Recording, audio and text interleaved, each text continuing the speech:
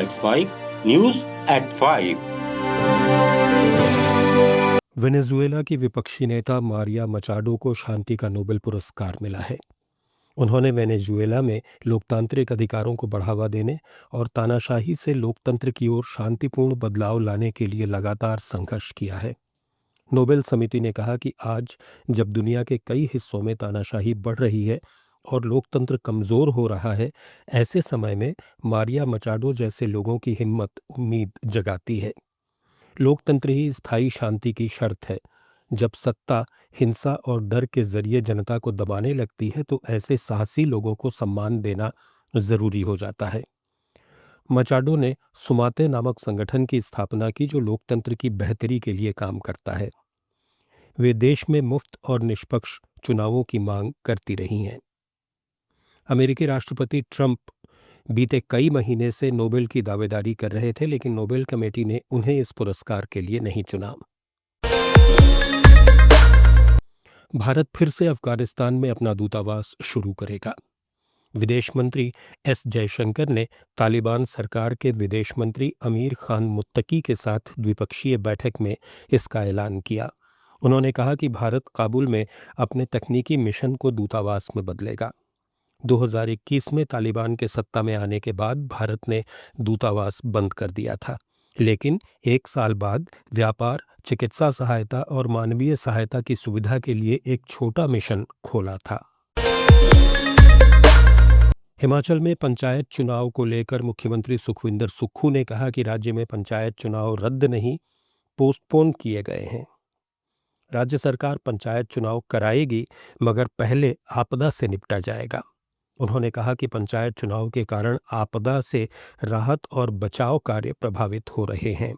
यदि प्रशासन पंचायत चुनाव में लग गया तो आपदा प्रभावितों को राहत राशि देने कौन जाएगा। सुक्खू ने कहा कि इस बार 2023 से ज्यादा तबाही हुई है। अभी हम पंचायतों की सड़कें जोड़ने में सफल नहीं हुए हैं। इनकी बहाली का काम चल रहा है। उनका पहला कर्तव्य प्रभावित परिवारों को बसाना है। जिनके घर टूट गए, पशु और जमीनें बह गईं, उन्हें राहत राशि देना प्राथमिकता है। को जोड़ने में सफल नहीं हुए और पंचायतों की सड़कें इसलिए नहीं हुए क्योंकि बारिश इतनी ज्यादा हो रही है कि हम एक दिन सड़क खोलते हैं, अगले दिन लहासा उसमें आ जाता है। तो डिजास्टर एक्ट पूरे प्रदेश में था। वो पंचायती राज चुनावों के माध्यम से उनके कार्यप्रणाली पर फर्क पड़ रहा था। तो अभी डिजास्टर एक्ट के तहत ये पंचायती राज चुनावों का पोस्टपोन के बारे में आगे बात की गई है कि इसको आने वाले समय में जैसे ही डिजास्टर और सड़कें ठीक होती है, पंचायती राज चुनाव को हम करवाएंगे। छत्तीसगढ़ में हुए 140 करोड़ रुपए के कस्टम मिलिंग घोटाले में सिर्फ अधिकारियों और कारोबारियों की ही नहीं बल्कि राइस मिलर्स की भूमिका सामने आई है। ईडी द्वारा दाखिल 1,500 पन्ने की चार्जशीट में इस बात का खुलासा हुआ है कि घोटाले के जरिए राइस मिलर्स ने भी मोटी कमाई की। चार्जशीट के मुताबिक इस घोटाले में रिटायर्ड आईएएस अनिल टुटेजा, कारोबारी Anwar Dhebar, Siddharth Singhania, Roshan Chandrakar, Chhattisgarh state rice millers association के वाइस प्रेसिडेंट कैलाश रूंगटा और पारसमल चोपड़ा, तत्कालीन प्रबंध संचालक मनोज सोनी और डिस्ट्रिक्ट मार्केटिंग अधिकारी पूजा केरकेट्टा भी शामिल थे।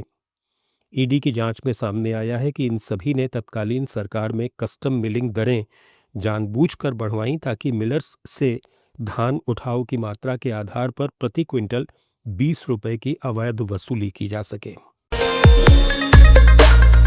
सुप्रीम कोर्ट ने कफ सिरप से बच्चों की मौतों के मामले में सीबीआई या न्यायिक जांच की मांग खारिज कर दी है। वकील विशाल तिवारी ने जनहित याचिका लगाकर केस की जांच सुप्रीम कोर्ट के रिटायर्ड जज की अध्यक्षता वाले राष्ट्रीय न्यायिक आयोग या सीबीआई के जरिए गठित एक्सपर्ट कमेटी से कराने की मांग की थी। याचिका में कहा गया था कि केंद्र सरकार को ड्रग रिकॉल पॉलिसी और टॉक्सिकोलॉजिकल सेफ्टी प्रोटोकॉल तैयार करने के निर्देश भी दिए जाए। साथ ही अलग अलग राज्यों में ऐसे मामलों में दर्ज सभी एफआईआर एक जगह ट्रांसफर करके पूर्व न्यायाधीश की निगरानी में सीबीआई से जांच कराई जाए। सुप्रीम कोर्ट ने सुनवाई में याचिका को खारिज कर दिया। आप सुन रहे थे let's mike more than radio.